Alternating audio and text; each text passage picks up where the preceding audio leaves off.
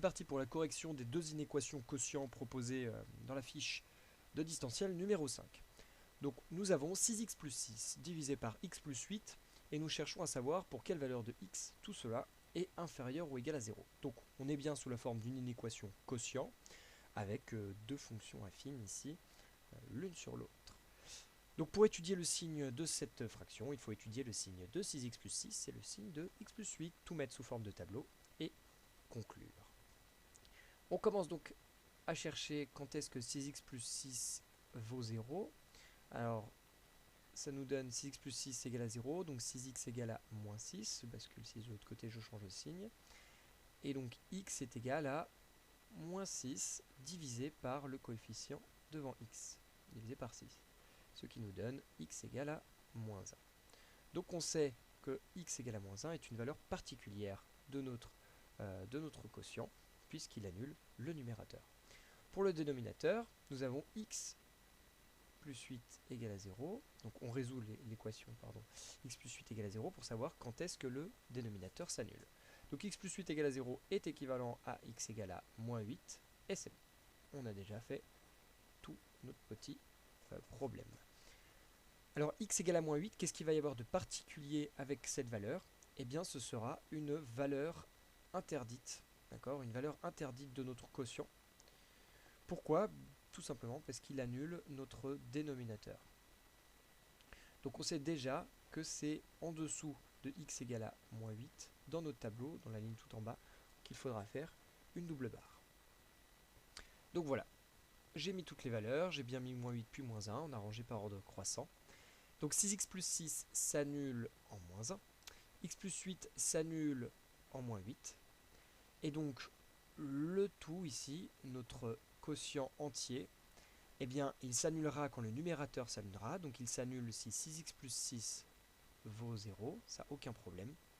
Par contre, si x est égal à moins 8, ça annule le dénominateur, c'est une valeur interdite, donc on fait une double barre à cet endroit. Voilà, on peut commencer notre tableau par déjà mettre les valeurs particulières, mettre les zéros et la double barre où il faut. Et ensuite, on s'intéresse au signe. Une fois qu'on a fait ça, donc voilà, le signe de 6x plus 6. Eh bien 6x plus 6, c'est facile. On a ici un coefficient directeur qui est quoi? Positif. Hein, 6, le coefficient devant x ici c'est 6, c'est positif, donc ça nous fait une pente positive, donc on est d'abord négatif, puis positif après avoir valu 0. Pour x plus 8, alors x plus 8, on n'a pas de pente ici notée, hein, mais x c'est comme 1x, donc ça reste une pente positive. On va augmenter aussi, hein, à chaque fois qu'on augmente en valeur de x, la valeur de x plus 8 augmente. Donc pareil, on est d'abord négatif. Hop, je reprends le stylo bleu. Donc on est d'abord négatif, puis positif, puisqu'on est croissant. La règle des signes s'applique maintenant facilement. Moins divisé par moins nous fait quelque chose de positif. Moins divisé par plus, ça nous fait quelque chose de négatif. Et plus divisé par plus, c'est quelque chose de positif. On cherchait quoi du coup? À savoir quand est-ce que c'était inférieur ou égal à 0. Donc les deux zones qui nous intéressent ici, c'est les endroits où on est égal à 0, donc ici, et les endroits où on est négatif, là. Ça nous donne donc tous les nombres de moins 8 jusqu'à moins 1. Moins 1 inclus, puisque ça nous donne un quotient égal à 0, mais moins 8 exclu, puisque c'est une valeur interdite. Donc on note l'ensemble des solutions. 6x plus 6 divisé par x plus 8 est inférieur ou égal à 0, si et seulement si x est compris entre moins 8 et moins 1, avec moins 8 exclu et moins 1 inclus. Je répète pourquoi, moins 8 exclu puisque c'est une valeur interdite, donc il n'y aura jamais d'image, enfin on ne peut pas prendre x égale à moins 8, hein, ça ne marche pas. De moins 8 jusqu'à moins 1 puisque c'est l'endroit où on est négatif, et nous on cherchait du négatif, et on cherchait aussi potentiellement du égal à 0, et donc on est égal à 0 en moins 1, donc c'est pour ça qu'on l'inclut. Voilà. On passe à la résolution du deuxième exercice. Alors pour le deuxième exercice, il y a un petit travail à faire avant de se lancer directement dans notre tableau de signes. En effet, ici, on n'est pas en train de chercher quand est-ce que notre quotient est strictement supérieur à 0 ou plus petit que 0 ou quoi que ce soit par rapport à 0. Non, ici, strictement plus grand que 6. Alors pour ça, il va falloir tout d'abord se ramener à une inéquation quotient nulle, on pourrait dire, hein, c'est-à-dire avec du 0 à droite. Alors comment on va faire ça? Eh bien un petit peu comme on avait fait, enfin même complètement, hein, comme on avait fait avec la résolution d'équation quotient. C'est-à-dire qu'on va basculer le 6 de l'autre côté de notre inégalité, tout ramener sur une seule fraction, un seul quotient, et ensuite faire notre étude comme on l'a fait, notre étude de signes comme on l'a fait dans l'exercice précédent. Donc la première étape, je répète, ça va être de basculer ce 6 ici de l'autre côté et le mettre sur le même dénominateur que tout ça pour avoir une seule expression, un seul quotient en fonction de x. Donc cette inéquation est équivalente à l'inéquation suivante. Voilà, j'ai basculé mon 6 de l'autre côté du symbole et j'ai changé évidemment le signe. En fait, j'ai fait moins 6 des deux côtés de mon inégalité, de mon inéquation. Le petit symbole ici que j'utilise, hein, c'est une double flèche. Elle signifie simplement que ce qu'il y a à gauche et ce qu'il y a à droite de cette double flèche, c'est la même chose.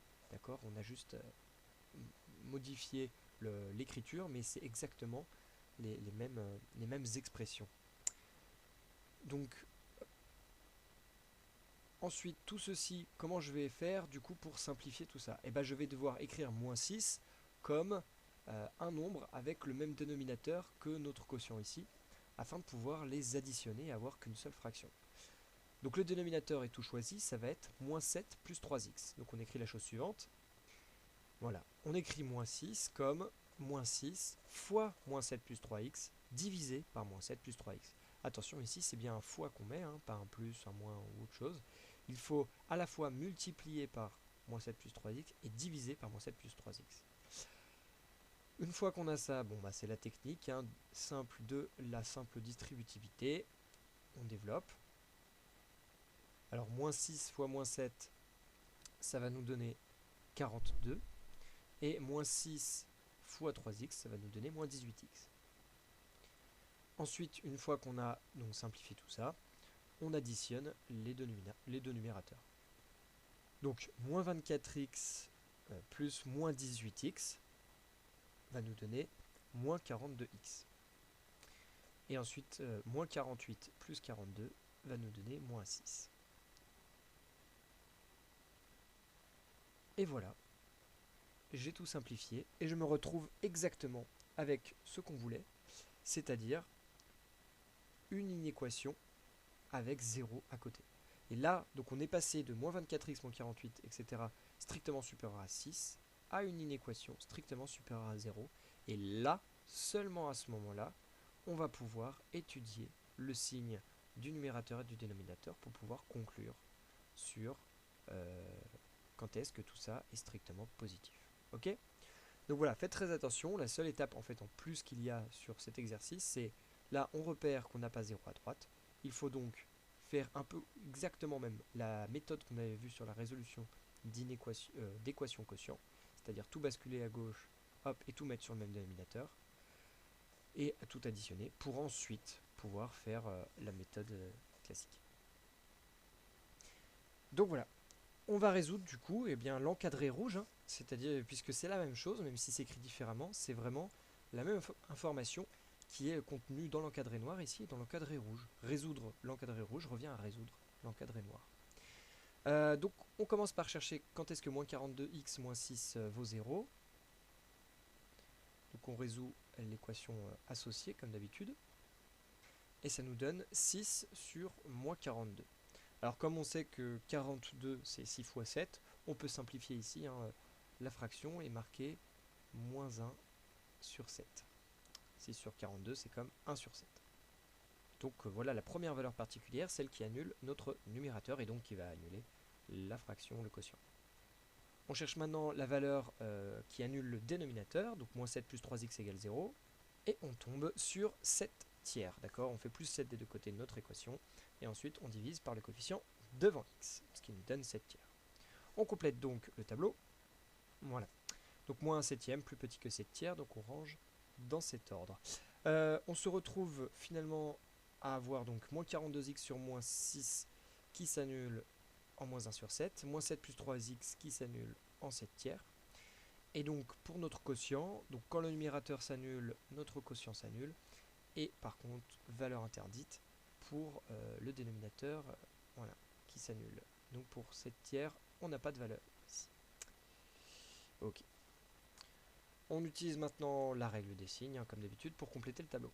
Alors pour le premier, on voit que la pente est négative, hein, donc ce sera d'abord positif puis négatif. Et là, attention, d'accord, c'est moins 7 plus 3x, il ne faut pas regarder moins 7, mais bien le coefficient devant x. Hein, c'est toujours le coefficient devant x qui est le coefficient directeur. Donc on regarde ici, c'est 3 plus 3, donc ouais, je vais même entourer le plus qui va avec. D'accord, c'est plus 3, donc la pente ici est positive, donc la fonction est croissante. Faites très attention, hein, des fois c'est une erreur classique. On va regarder juste le premier chiffre. Non, non, non, non, pas le premier nombre. Non, il faut bien regarder ici ce qu'il y a devant x. C'est ça qui influe sur la variation de la fonction. Donc ici, coefficient directeur négatif, donc décroissant, donc positif, puis négatif. Et là, moins 7 plus 3x, coefficient directeur positif, donc d'abord négatif, puis positif. Plus divisé par moins, ça fait moins. Moins divisé par moins, ça fait plus. Et moins divisé par plus, ça fait moins. On se retrouve donc à chercher quoi? Alors attention, on ne va pas regarder ici, on ne cherche pas à savoir quand c'est plus grand que... Enfin, on cherche à savoir quand est-ce que ça c'est plus grand que 6, mais ici on a mis quoi comme quotient? On a mis moins 42x, moins 6, donc on a bien mis ce qui est encadré en rouge. Donc il faut regarder quand est-ce qu'on est strictement supérieur à 0. Alors là c'est simple, strictement supérieur à 0, il y a juste à regarder les plus. Et il n'y en a qu'un seul sur notre dernière ligne. Donc la solution, l'ensemble des solutions, ça va être simple, c'est de moins 1 septième jusqu'à 7 tiers, et c'est tout. Et on exclut moins 1 septième et 7 tiers, puisqu'on veut être strictement supérieur à 0, et qu'on ne prend jamais en compte les valeurs interdites. Voilà. Donc la solution, c'est ça, moins 1 septième à 7 tiers. C'est-à-dire que du coup, quand x est compris entre moins 1 septième et 7 tiers, tout l'encadré rouge, est, enfin, en gros ce quotient-là est strictement positif, hein, d'après le tableau. Et par équivalence, cela veut dire que moins 24x moins 48 est strictement supérieur à 6. Enfin, pardon, que tout le quotient ici, pardon, est strictement supérieur à 6. Ok? Allez, bon courage pour les exercices à faire pour la prochaine fois.